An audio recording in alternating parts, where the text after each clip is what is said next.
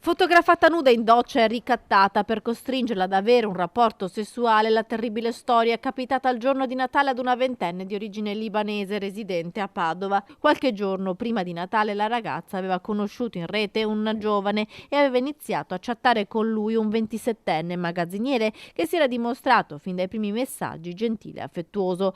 La studentessa l'aveva così incontrato in centro a Padova il giorno della vigilia di Natale e poi si erano nuovamente dati appuntamento per la sera a casa di lei. Durante la cena però la ragazza ha cominciato a sentirsi male, il 27enne le aveva consigliato di farsi una doccia. A quel punto, mentre lei era in bagno, il giovane ha tentato un approccio fisico cercando di entrare in doccia e soprattutto fotografandola mentre lei era svestita e toccandola nelle parti intime nonostante il suo netto rifiuto.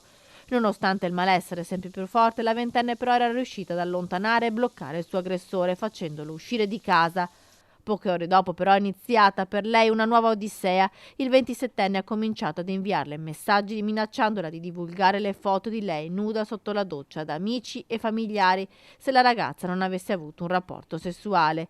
Messaggi, ricatti e minacce durate per tutta la notte fino a quando la studentessa, esasperata e terrorizzata, si è rivolta la mattina di Natale alla polizia per denunciare tutto. I poliziotti della squadra mobile sono riusciti così a risalire all'identità e al domicilio del giovane molestatore. Gli agenti lo hanno trovato intento a scrivere i suoi messaggi minatori e lo hanno arrestato. In casa aveva anche 25 grammi di marijuana, 2 pistole giocattolo e 2 grossi coltelli a serramanico, tutto sequestrato dagli agenti.